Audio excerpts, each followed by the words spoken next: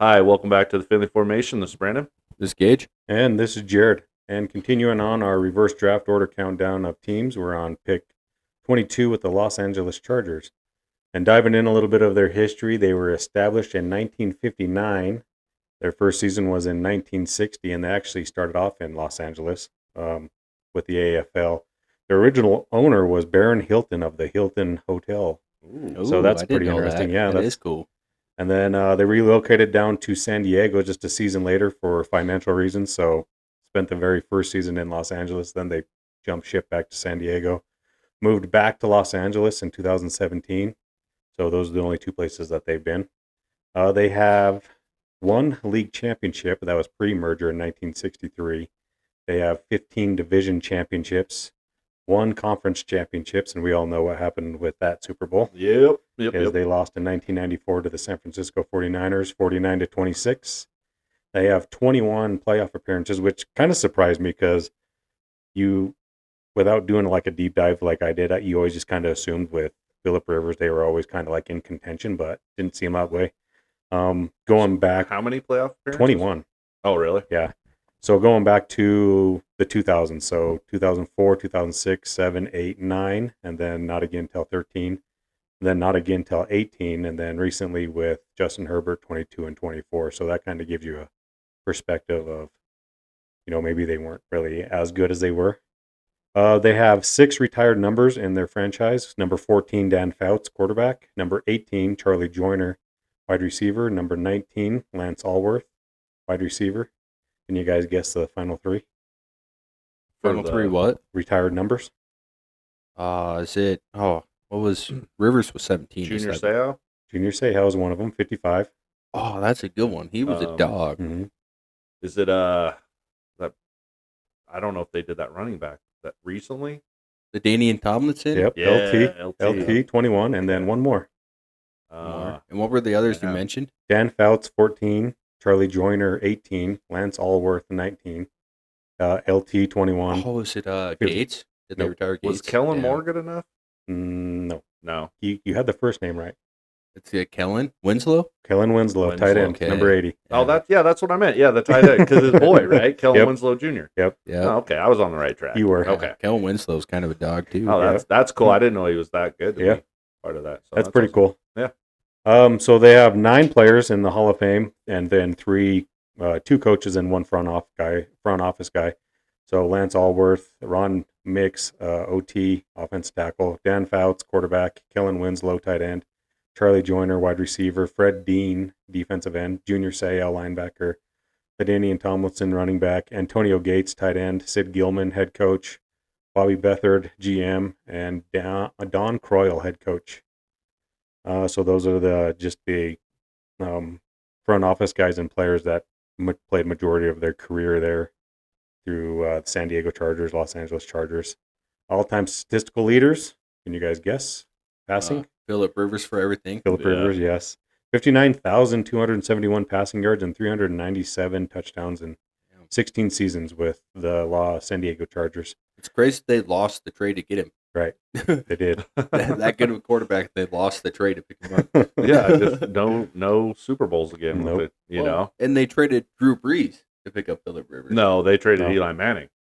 No. Despite Brees' rise success, the Chargers acquired the number 4 overall pick Rivers in 2004 draft day trade. Right, but Brees was there. He just had a shoulder injury. Yeah, Brees played one season with Phillip Rivers being there, so Rivers didn't start right away. Oh, really? Yeah. They traded Manning for him? Mm-hmm. Yeah, so they drafted Manning in 2004, first overall pick. That's when Manning refused to play for him. So they just swapped picks. Yeah, it was.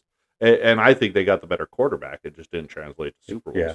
You know, that's true. Yeah. And it's funny, too, because if you think about it, though, I mean, the Chargers had to compete with the Patriots to get to the Super Bowl. So, yeah, that's true. They had to try and go through Tom Brady. Mm-hmm.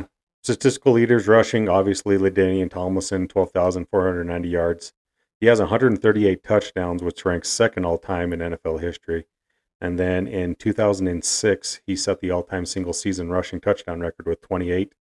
And then also combined touchdown record, rushing and receiving, same year with 31. So both of those records he has, those are all-time marks.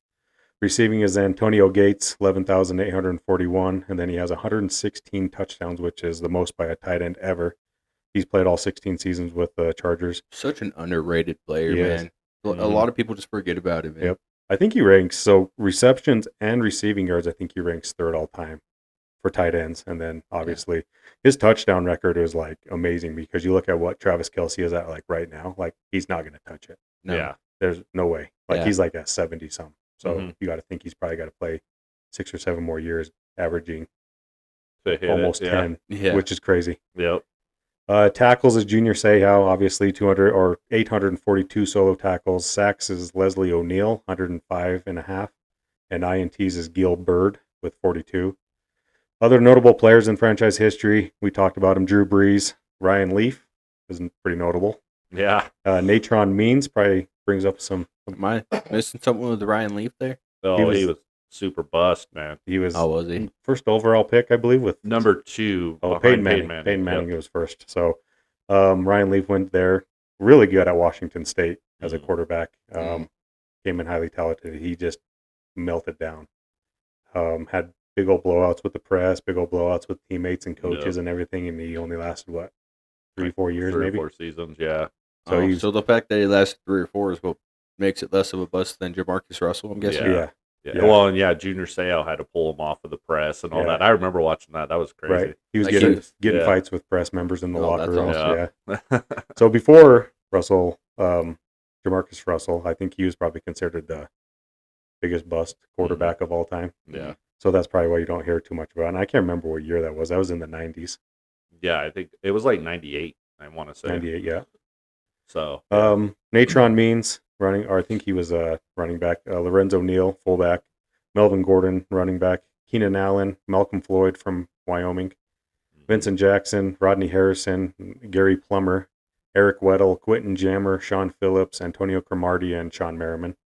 Those are all notable players. I don't know if you guys remember any other Mhm. players from their franchise history, but Yeah. Not really. That I think kind of hit on them Mhm. all. Yeah. notable head coaches. Sid Gilman's their all-time winningest coach. He was in there from 1960 to 1971. He's 86, 53, and 6. Other head coaches, Norv Turner, he was there from 07 to 2012. 56 and 40, and then Marty Schottenheimer was there from 2002 to 2006. He was 47 and 33. And then that kind of brings us to their present-day front office. Right now, their owner is Dean Spanos. The ownership has been in the Spanos family since 1984, so he's just the son of Alexandros or Spanos, who inherited the team in 1984, and he's just kind of taken over. President is A.G. Spanos. The GM is Joe Hortitz, and currently the head coach is Jim Harbaugh. And then I kind of had a little note to draft on, or the 2004 draft, because that's when Eli Manning pre-draft told the San Diego Chargers, hey, don't draft me because I'm not going to play for you. So they kind of called his bluff.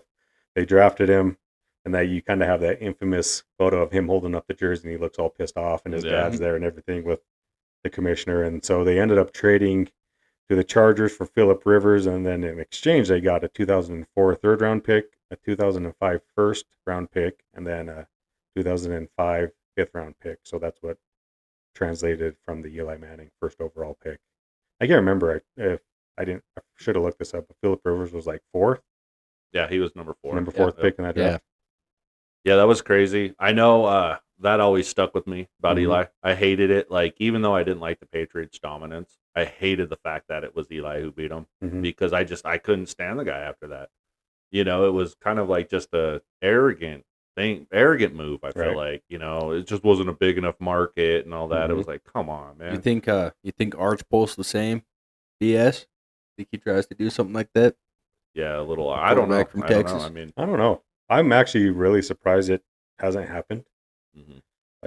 This was like a one-off kind of thing, like pretty much saying, "Hey, I'm not going to go to this team because this franchise is kind of down in the dumps. I don't want to go I was play gonna for say, 'em." I think the only player I really even thought about it being a possibility with it recently would be Caleb Williams. Yeah, because that was kind of floated around he was a kind of little a bit. brat. Yeah. Yeah, he was a brat.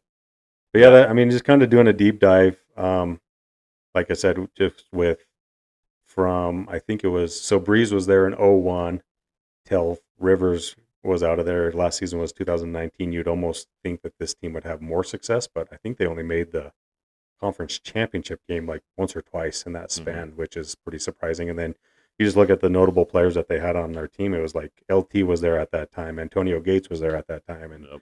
they were always putting up really good numbers on offense. It's just I don't know, they weren't very successful in the Yeah. postseason, which Yeah, was couldn't surprising pull to it me. off. Yeah, I mean they had some pretty good competition with the because I think that same year Ben Roethlisberger was drafted, so Mhm. the Steelers were really good because Roethlisberger went 10.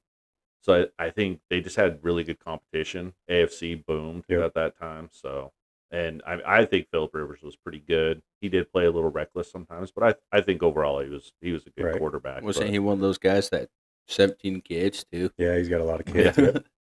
Him Yeah. and Breeze. right? But that's it for their history. I don't know if you guys have anything to add to that. They're fairly new, I guess, 1960. It was pretty Do interesting you to have look. the? I might have been so out for it looking up something. Did you mention the playoff appearances? Yeah, 21. Okay.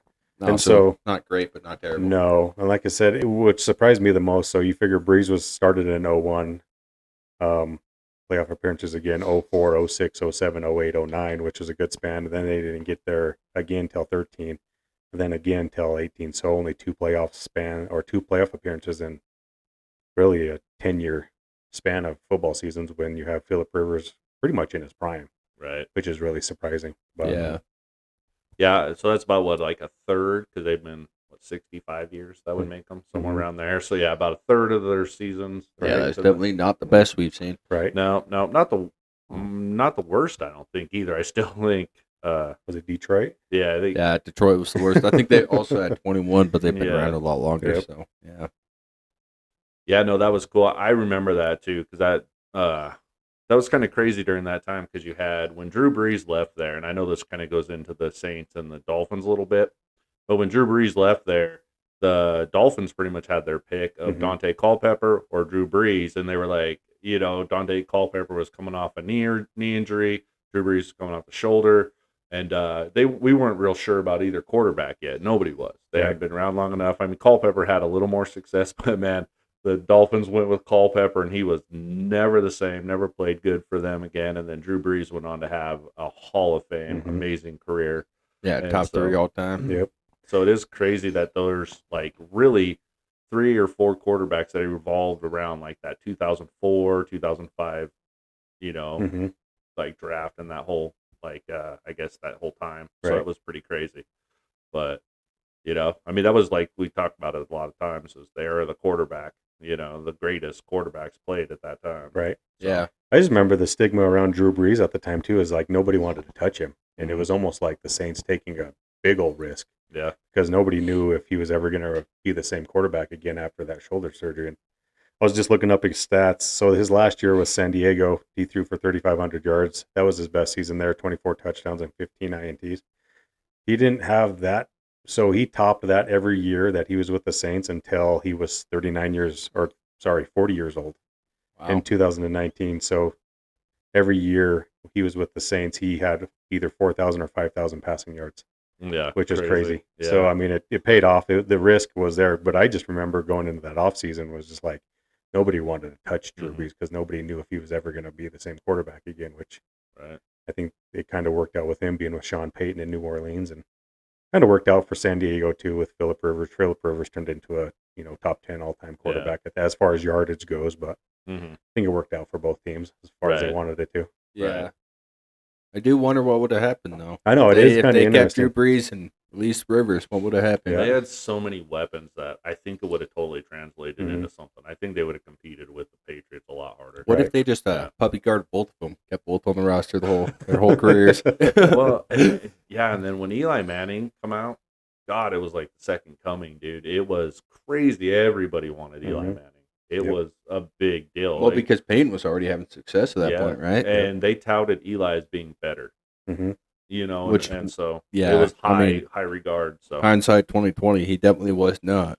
no, and he wasn't a slouch, but he definitely wasn't Peyton Manning. But Dude, I just think, especially with your younger kids, even younger than me, his career was so diminished by his last 4 or Mhm. 5 years just riding the bench. People forget how good Eli was. yeah, I mean he could throw the ball. He got him there.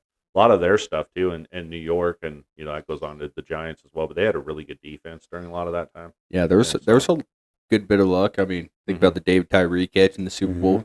Yeah. Yeah. All right, so the Chargers now, I really like what they have going on with some of their free agency because obviously with these episodes now we get the after free agency Right. stuff. Yeah. So I actually like where they went with it. They went and grabbed him some help. Went and grabbed Herbert some protection. Yeah, They got a went and center and they got a guard. I really like Mekhi Becton. I think. Yeah, Mekhi Becton was a huge pickup.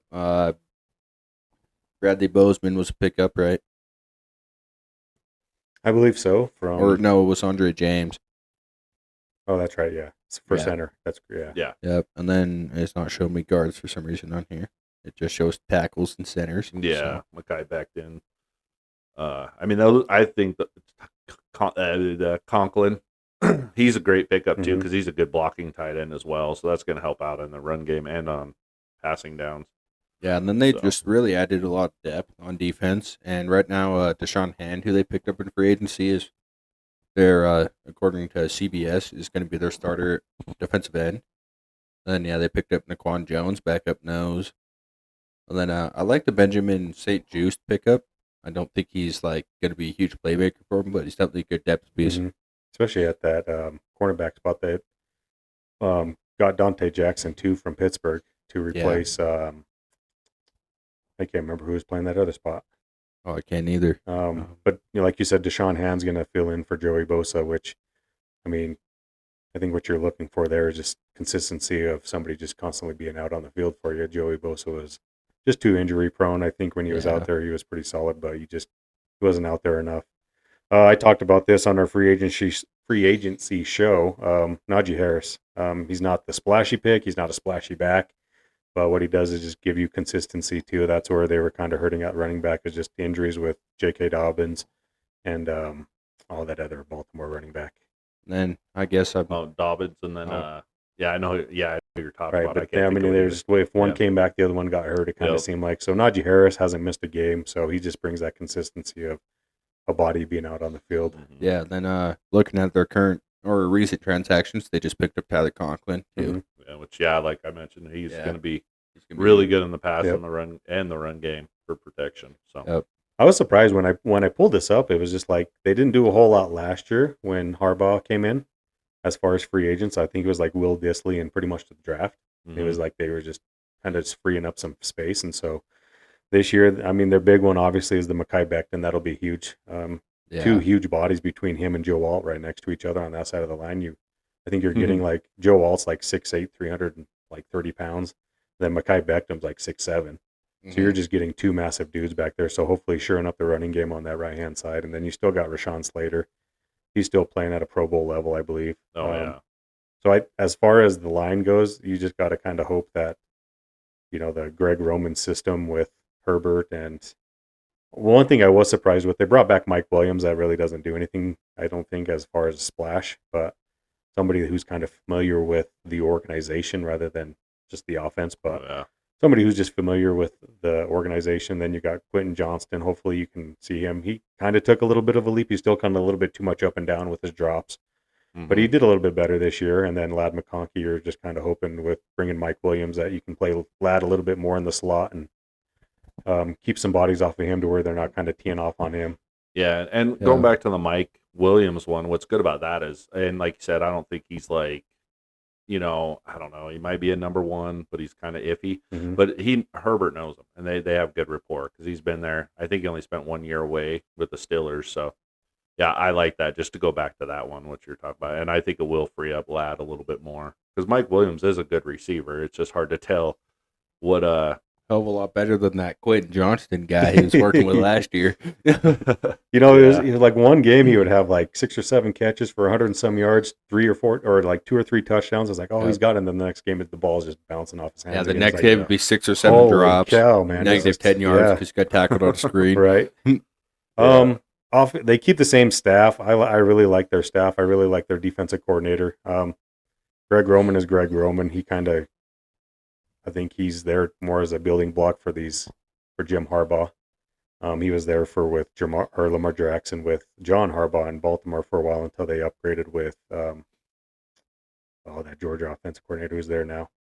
But I like their defensive coordinator, Jesse Minter. He comes from the Wink Martindale tree that Mike McDaniel the from Seattle. Seattle's head coach, come from. He's from the same tree. He runs a really good defense, and so just looking at their free agency list, they only really replaced 2 starters. So that unit's going to be back another year under Jesse Minter, which is kind of a complex system that they run. But I don't know. I can see him back in the playoffs. I can see him kind of competing and get a little bit better. I can see Justin Herbert kind of getting a little bit better. Last year, his numbers were great. I think he only threw 3 interceptions regular season. Then he got in the playoffs and threw 4 interceptions against the Texans. So you're kind of hoping if he gets into the playoffs, he can kind of take that next step and maybe at least get out of the wild card weekend and get into the divisional game. But the Texans exposed them, and you can see it in who they picked up too, because like we talked about, they needed some offensive line help. Yeah, they only had one really good piece on there, like you mentioned, was Rashawn Slater. And other than that, I mean, they could have upgraded, I think, at each position, but at least they got the center and the guard. Another thing about Rashawn Slater, though, too, is his dad, Reggie Slater, played basketball for the Wyoming Cowboys. And Rashawn almost ended up becoming a Wyoming Cowboy.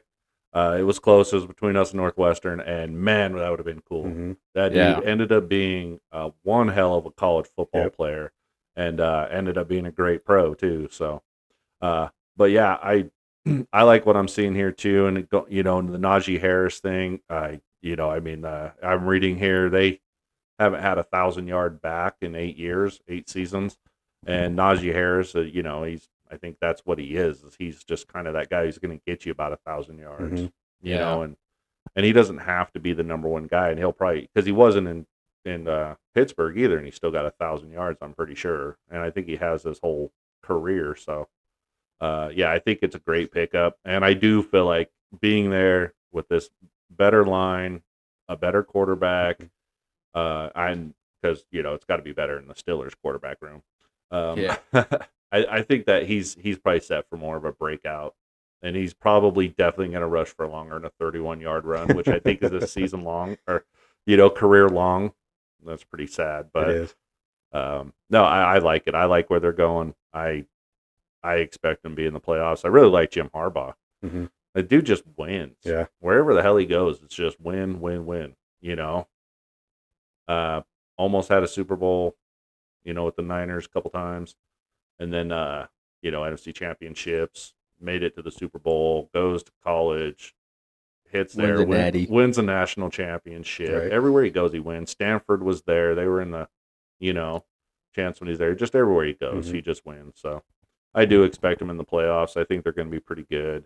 I think they need a pretty big draft, though. Which, I have it pulled up. They have 11 picks this year. So they definitely can. Biggest problem is you're looking at 4 6-rounders and 2 7-rounders.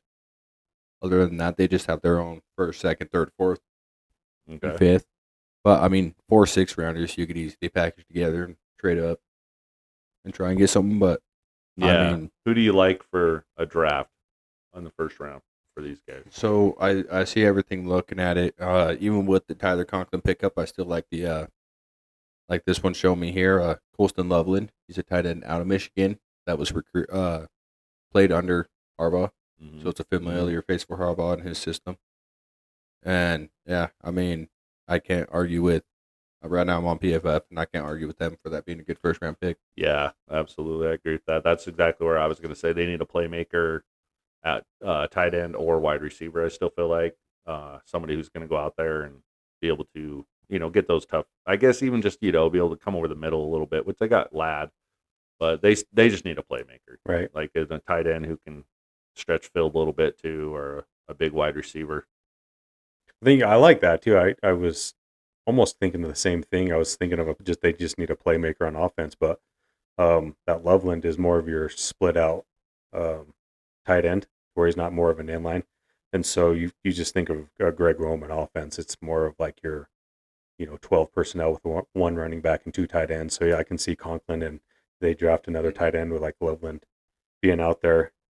just the different sets that they can bring, and so you're kind of getting Glad out there on maybe just routes across the middle, like he's really good at running, and so I really like that pick, just where you're kind of or spreading out the offense a little bit. Because you look at this, their offensive line is young.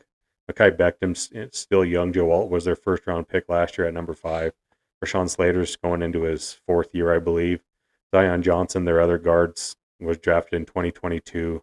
Bradley Bozeman might be their oldest lineman, which is kind of crazy. He doesn't seem like he's that old. Yeah. So they're fairly young across the offensive line, and then really where I can see them drafting on defense if they really wanted to in the first round is probably across that defensive line. You got to figure they gave Khalil Mack just that 1 year contract. Yep. So if you're looking at maybe they run a 3-4, so if you're looking at that kind of outside linebacker type in a 3-4 defense, you're looking at I really like that Green we were talking about. He kind of seems like he might be down there from Marshall around pick 22. He's a little bit not probably as big as Khalil Mack maybe, but somebody that's going to be explosive off the edge. And you bring him in and get a year underneath him with learning under Khalil Mack. I really like that.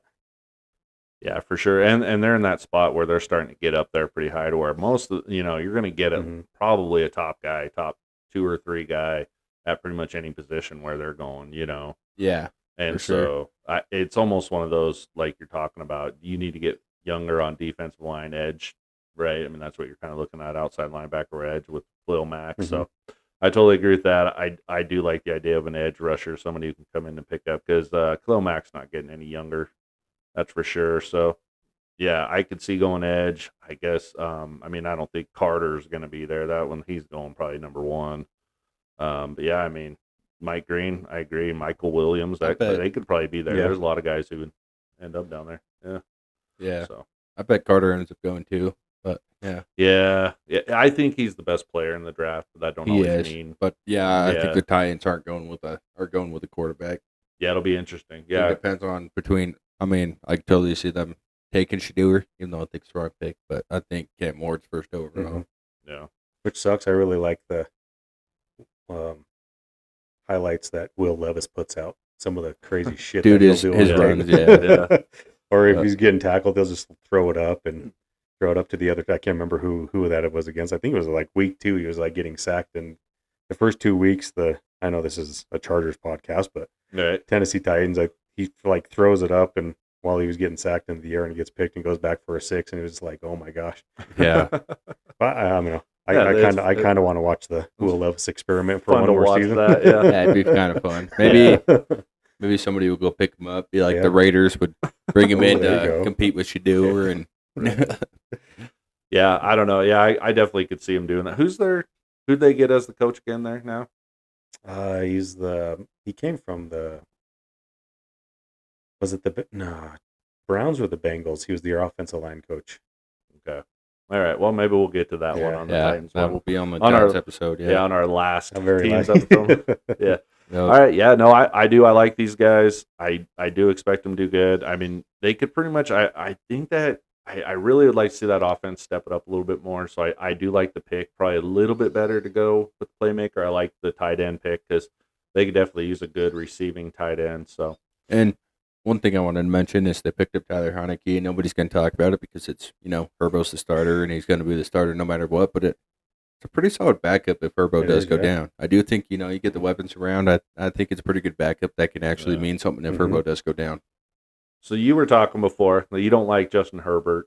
I don't mind him. I think that he's a good quarterback. I don't think that he's a great quarterback, but I see him in top 10 list occasionally, a lot of top 15s, and I can see the argument for top 15, definitely not top 10. Really? So I think he's just one of the guys that's overhyped, so I don't like him. I mean, he was 9th in yards. He threw, oh man, I don't have his stats pulled up anymore, but he threw 24 touchdowns, which isn't a lot.